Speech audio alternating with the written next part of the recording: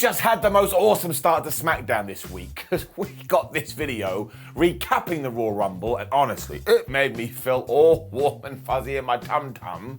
I mean, I know WWE always says, oh, welcome to weekly episodic, week-to-week television. I totally screwed that up, but it is like that. I mean, right now I'm watching The Last of Us on HBO, and I'm just like, man, keep giving me this week-to-week storytelling, and look at my arms go nuts. But then cut to Kayla Braxton, who was waiting for the bloodline, so forever they were late, so somebody should be fining them. Well, very handedly, the bloodline turned up. She tried to ask Roman Reigns about Jey Uso, which is a really bad idea, because he was all like, grumble, grumble, grumble, I'm in a bad mood. But Paul Heyman addressed it, and he was like, we don't want to talk about Jey Uso right now, but maybe we'll talk about it later. So honestly, all of this couldn't have lasted more than a couple of minutes, but it just set the scene, and it got me so damn excited. And I know, Simon, you're too positive when it comes to wrestling. Not really. Just means I'm enjoying the show a hell of a lot more, and I'm having a good time. I'm giving it enough. It actually got kind of worse for the bloodline, given the circumstances, because our first match was the finals of the SmackDown Tag Team Title Tournament, and whoever wins this is going to face the Usos, but are the Usos even together anymore? I mean, yes, but it's fun to ask the question. It was also Braun Strowman and Ricochet taking on Imperium, and kind of amazingly, Braun and Ricky won. Now, don't forget, they are not deserving of this at all, because they just walked into it last week and were like, yeah, somebody's fallen out, so we want our opportunity. And they got it. And of course, it started when we got Raw, and Braun Strowman came to the ring. For ages, he was just beating the crap out of everyone. I mean, Ludwig Kaiser and Gino Vinci were being bumped around the place. There was also a lot of catching, because again, Strowman is a monster, so that's what he does. And given that Gunther was at ringside, he was basically discussing distraction all the time. And at one point, he got into it with Braun, and at one point, he got into it with Ricochet. And when he pushed Rick, the ref saw it, so he was like, hey, Gunther, come here, you gotta go to the back. And oddly, he just listened to him and he did. What a nice man. There's also a great near fall after a blame buster courtesy of Vinci, but he only got a 2. And honestly, I would have bought that because I was convinced Imperium was going to win. And if you're interested how they did slow down Braun Strowman, they did that classic tactic. He charged at them, they got out the way, and he went flying into Tina the Turnbuckle. It all led to the big hot tag, and once again, Braun just got in there and went, rah, because he loved screaming so much. But he hit the monster bomb when Ricochet climbed on his shoulders and hit a swanton onto Ludwig Kaiser, and they got the 3. I've been thinking about that all morning. That's not a normal thing to do. The ropes were right there. This does make sense though, because the Usos are definitely going to be pitched as heels. I have my own fantasy booking ideas about Jey, and we'll get to it later. I just thought it was an entertaining way to kick off SmackDown, and now we do have a match for Montreal. When we were told it's aptly happening next week, what the hell do I know, but my word, that's more intriguing. Is Jey even going to show up? We had a chat with Charlotte Flair after this, and she was all like, I definitely will beat Rhea Ripley at WrestleMania. Because I'm strange, I shout at my TV, you better not. She also said she had to focus on fighting Sonya Deville later, because they are going to have a title match. It's so weird to me. Like, I never believed Sonya had a chance anyway, but now we already know the WrestleMania match. We'd have a higher chance of me appearing in the next segment of this show wearing a glorious hat than Charlotte losing the belt tonight. What do you know? You never know what's going to happen in wrestling. Speaking of the granddaddy of them all too, we then got another match locked and loaded. Now this was absolutely hilarious too, because it started with the New Day and Rey Mysterio just checking out some NASCAR racing. When the Judgment Day arrived, then of course it meant Dominic was looking at his father and Farmer was looking at his boy. Now I'm sure they all wanted to fight, but given the circumstances they couldn't. And it basically ended with the Mysterios joining in with the NASCAR race to see who was going to win. It was flubbing hilarious. Daddy Ray did win, with of course the condom being all like, well, if Rhea Ripley was here, I wouldn't have lost. I've said it once, I've said it twice, and I've said it 7,722 times. Dominic Mysterio is one of the best things about WWE, and when we do get to WrestleMania, and we do father versus son, I want the son to win. That's right, I said it. My hat almost came off, not even my hat could believe it. It just would serve him so damn well. Also, this was absolutely goofy wrestling for life. Up. And then, yep, Charlotte beat Sonya Deville. Because of course she did. So I am going to throw it down in there, just given what we did talk about earlier, and the fact that Stevie Wonder could have seen this coming. I mean, I don't think Sonya Deville has won a singles match on TV since 2020. It also brings up a whole load of other questions. Deville's plan 2 was to grab Charlotte's hair and slam her to the mat, so I felt pretty good about myself because nobody can do that to me. As is always the way though, because she was a bad guy and she was going to lose, after she had got her offense in, the Queen started to fight back. The real issue were the near falls, because I couldn't buy any of them, even when we saw the most devastating move in all a sports entertainment surprise roll up. And essentially, Charlotte eventually got the figure out and Sonya had to tap out. So now I stare off into the distance because I have no idea where this is going to go. I will say though, if you take the context out of it, it was fun. At least the SmackDown Women's Championship did get defended kind of around the Royal Rumble. Like I say, it was a fine 8-minute match. There was nothing to get mad about until you remember the story. So up. We got this video package reminding us that Cody Rhodes had won the Royal Rumble, which was very well timed because we were then in the back with the bloodline. Because Roman was about to burst as he was asking everyone, well, have you seen Jey Uso? Have you seen Jey Uso? Why has nobody seen Jey Uso? And when it became quite clear that this was the case, he was like, well, what are we going to do? You have a tag team match next week. Despite Jey vanishing, Jimmy was still like, look, I'm sure he'll be here. You know what he's like. He just needs to calm down a bit. When Reigns totally lost his shit, man. He went crazy and basically shouted, you better find him now. Otherwise, he was probably going to decapitate him. This obviously develops later, so we'll get into the upping and downing later. But I tell you, these segments are absolute gold. I have seen worse things. Now, for some reason, the Viking Raiders beat the Brawling Brutes. I mean, Michael Cole's all like, oh man, Butch and Ridge Holland are doing this for Sheamus, their buddy. I'm like, well, why doesn't Sheamus just sort his own problems out?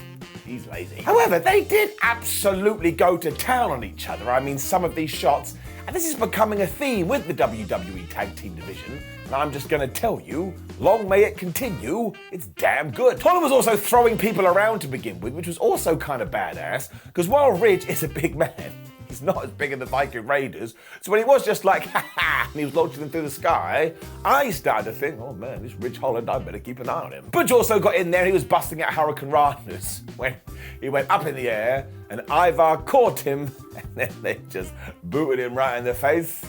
I was like, I don't think he's getting up from it. I also think we're meant to think that the Viking Raiders get their power from Sarah Logan or Valhalla, because throughout all this, they kept looking at her. She'd all be like, whoa, spooky wookie, and then all of a sudden, they would get more momentum. Now, you can't get mad at this. Some people are like, I don't like it, it's ridiculous. This is what we were doing with The Undertaker and his flippin' urn, and that was basically just a gold pot. It did work though, because when the Raiders finally found their feet, they looked at Valhalla again, she went, whoa, do it. They hit Ragnarok, and yeah, they pinned the Brawling Brutes for the 3. I mean, this was kind of easy peasy. Thankfully, McIntyre and Sheamus then remembered what they should be doing and they ran out to start a brawl. We can do this match probably next week or at some point, maybe even at the Elimination Chamber pay-per-view, premium live event if you are so inclined. I'm just really enjoying how we're utilizing everybody on the roster at the moment. Everyone feels like they have their place. I'm giving it an up. Then I cried with laughter.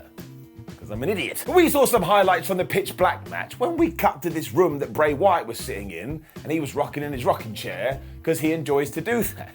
But this is when Uncle Howdy just barged in and he looked at Bray Wyatt and Bray Wyatt looked at him. That was the entire segment. Now, as we know in professional wrestling, when you do stare at each other, it means serious stuff is coming down the line. And I can't lie, I am enjoying how patient we are being with this storyline.